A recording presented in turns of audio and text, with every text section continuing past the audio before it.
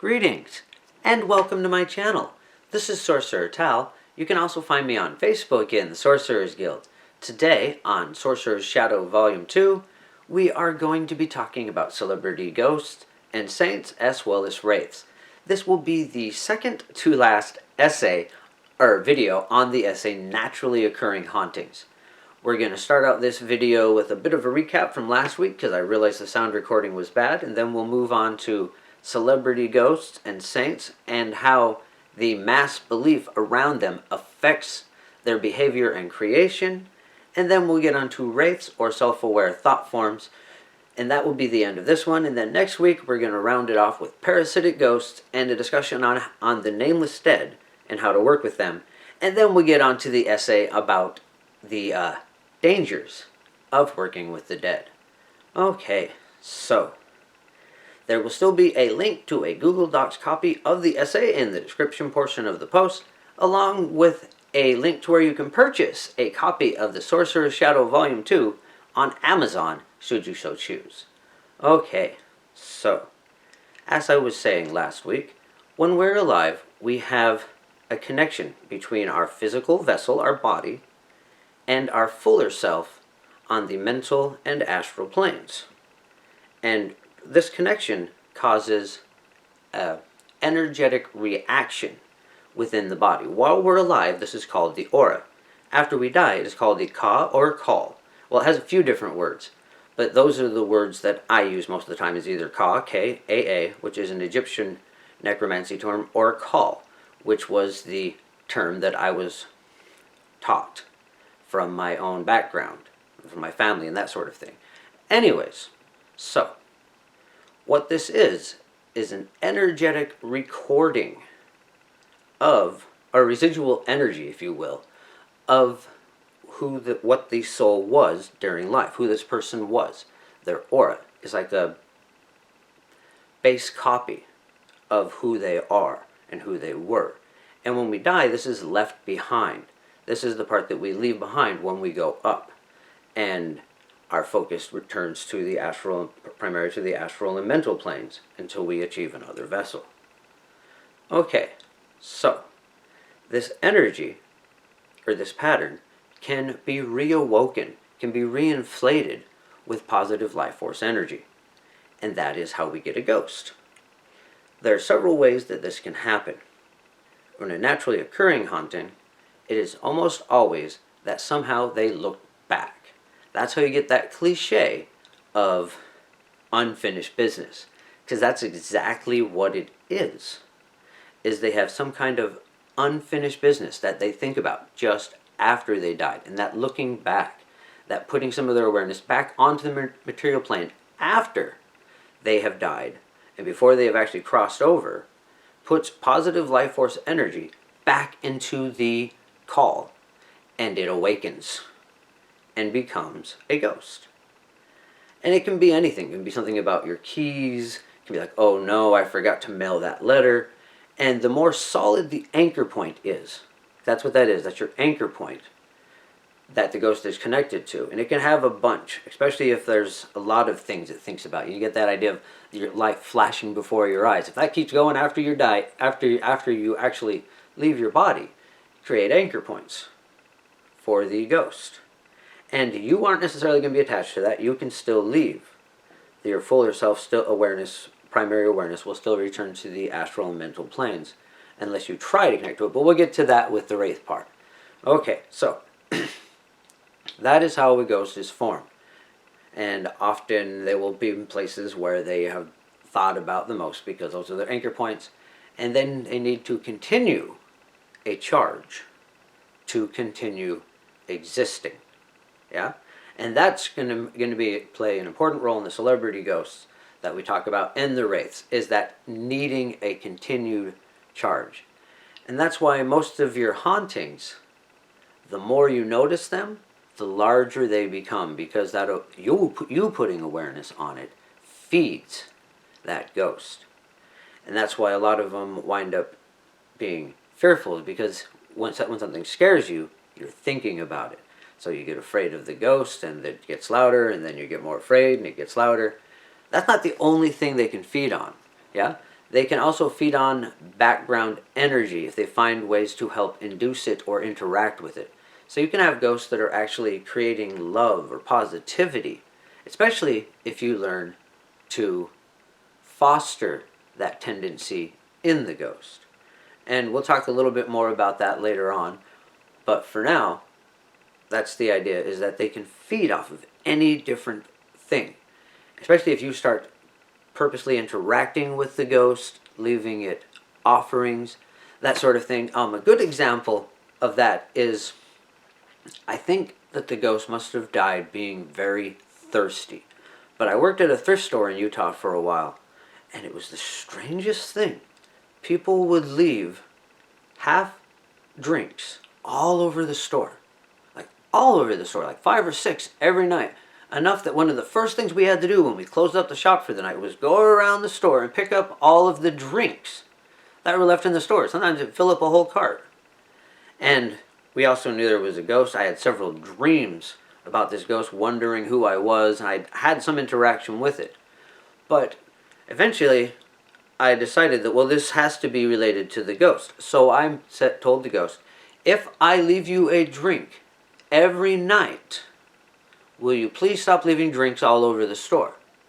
So, when at the end of my shift every day, I would get a glass and pour a little bit of water in it, and all my coworkers agreed to leave it there, and it stopped immediately because it was getting what it needed, and it was getting more of what it needed from us consciously giving it the water than it was getting from convincing people in some way to leave their drinks everywhere so that it could look at them. There's an idea of giving it, and that is more important. When you are giving a ghost food, it is more important that you give them the permission than it is that it simply be there. Yeah, there has to be a conscious giving it to them. Okay, and we'll definitely talk about that more when it comes to the Nameless Dead episode, but let's go ahead and get on then to celebrity ghosts and saints, which are essentially the same thing. A celebrity ghost or a saint is a ghost that lots of people believe in and is someone that was already famous when they were alive. Yeah, in the Catholic Church they get canonized. In modern folklore you have a lot of rock stars or actors that people go and make pilgrimages to their gravesite and think on these people and pour emotion into these graves. That inflates that cost spirit. This can be even more intense if the funeral itself is televised, or one of them funerals where thousands of mourners come around to the person. Yeah, the more closer that interaction was with the body itself, the more energy is going to be pumped into that, and the larger the cog gets inflated, and the longer the people remember them, the longer the saint or celebrity ghost lasts. Now with the Catholic Church and some of these saints like that, they literally have parts of these people that they are still preying on to this day. But the interesting thing about this is that unless that self-aware thought form is attached, then what people believe at it is still going to be very powerful, even though there was a base energy pattern there. And especially with your celebrities and people that were already alive, there's already energy pushing into that pattern from before they died. Yeah? And that's the most important part. In fact, this is something we'll talk about again with the cause spirits and call spirits when we actually begin talking about how to make them and reinflate them for ourselves. But if you want to alter what is in that pattern, when you are inflating the call spirit inside of a skull, it is important that you do it before you add any life force energy. It's much more malleable when it is just a pattern. Yeah? Once it's been inflated, now it's moving, now it's existing, developing a sense of self, and you'll have to train it. And there's some of that no matter what, because you can't get all that out of the way, especially if you're using a skull that suffered some kind of trauma upon its death. So that's actually a very key factor when choosing a skull. But that is a bit outside of the spectrum of this, except for that these are important factors. And that's going to matter with a lot of these saints too, because a lot of the saints are crucified remains of people that were killed in some way that wasn't very pleasant. So, for their martyrdom, a lot of these guys are martyrs. So that affects the overall spirit as well. But there's an overlapping layers there. There's the call itself, and then there is the belief being pushed on it that is inflating it, that is giving it its charge, and it's going to have a tendency to want to pull towards those things that are feeding it. So it would become more like those things and less like its actual self. Especially if there's enough of a connection that a lot of the things resonate, but some don't, then they're slowly going to meld and those other things will fade away. Unless the fuller self is attached. And by that I mean if your full awareness remains on the material plane. And that's where wraiths come in. Now, a wraith, as I said, is a self-aware ghost. Some of these called spirits, over time, can become quite self-aware. For example, even Boris, who is the call spirit in the cash cow sigil, that's another one. He has the sigil in the forehead of the skull. I had to do all of that before I connected him, right? I had to do all of that energy working that I did to him before I actually reinflated him with the positive life force energy and had him become a living being. Well, a dead being, as it were. But that had to be done beforehand. Okay, so anyways, let's see, where were we? We were talking about the saints and the martyrdom. Yeah, and that's going to affect how they rise. But there's that overlapping layer between the two, unless they're connected by self-awareness. Okay, both, sorry, got a little lost there. So that's where we were. The cause spirit can become quite self-aware. Boris himself, with all the connected energies to him, with everyone using the cash cow sigil, and him having a purpose within that, and having to make decisions, he has developed quite a bit of self-awareness within that. But he's also maintained in that pattern that I created before he was inflated. And so that's how it is with these saints, or celebrities, is because there's a lot of belief being pushed at them. There's a lot of pressure for them to be a certain way. And then once they die, that pressure is from the very beginning part of the pattern and then is in it afterwards. So it's going to hugely affect how they are and how that spirit behaves as an archetype. Because that's essentially what they become, is an archetype of their former selves. Unless a self-awareness is attached. Now, a self-awareness, can't just be attached if they're a celebrity or a saint.